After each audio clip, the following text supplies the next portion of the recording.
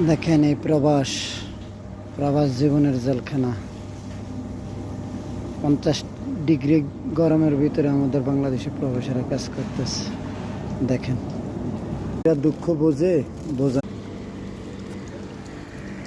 আসলে দুঃখ অনেক বড় ক্লান্তি নিয়ে এই প্রবাসে আমরা জীবনযাপন কাজ করতেছি। এই দেখেন কত কষ্ট, 40 ডিগ্রি গরমে তাপমাত্রায় কাজ করতেছে আমাদের প্রবাসী ভাইয়েরা। আমাদের বড় ভাই, মানিকগঞ্জের বড় ভাই, এই 40 ডিগ্রি 50 ডিগ্রি গরমের ভিতরে কাজ করতেছে, অনেক কষ্ট করতেছে জীবনে। দেখেন ফ্যামিলিরা বোঝে না ভাই, ফ্যামিলিরা বোঝে না, ফ্যামিলি বুঝতে চায় না এত কষ্ট কার জন্য করতেছে। এই হলো প্রবাস জীবন।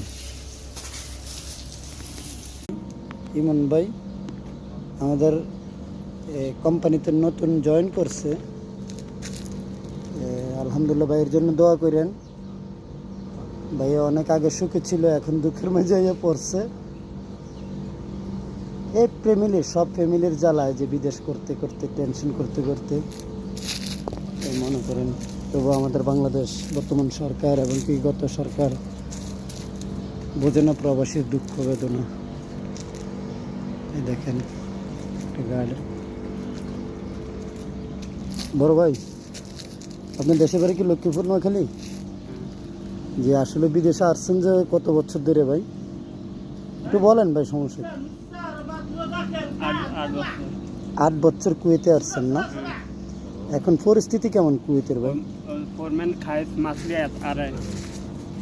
যে ভাই কুয়েতের একদিনের বাংলাদেশে কত ভাই? 400 8 লাখ টাকা, 400 একদিনের। মানিকগঞ্জের বড় ভাই বলতেছে একদিনের 400 টাকা, কিন্তু কষ্ট তো ভাই। কত ডিগ্রি গরম পড়ে? 50 ডিগ্রি না ভাই? বেশি না, আজকে মনে 53 ডিগ্রি আছে। ও সে 53 ওই গরমের পানি 400 টাকা কামাইতে ফুটকি দিয়ে পানি বাইরে যায় না ভাই। আসলে এখানে লাইভ চলতেছে তো, আপনি ওই খারাপ আচরণ করবেন না। খারাপ কি এটা? এখানে খারাপ কি মানে পরিস্থিতি, মানে আপনার মানে এই কথাটা বলতে হয়েছে। এই দেখেন কেরালার একজন আছে, ও বড় কামচোর। আমার বড় ভাই দেন সুখে পড়ে নাচতেছে। ভাই বড় ভাই সুখে পড়ে নাচতেছেন না দুঃখে? একটু মানে দুঃখের মাঝে আবার আনন্দটা আসলে ভাগাভাগি করে নিতে হয়, কারণ কিছু করার নাই। এনজয় আমাদের আসলে মনের ভাব প্রকাশ করে বা মনের দুঃখ বেদনা শেষ করে।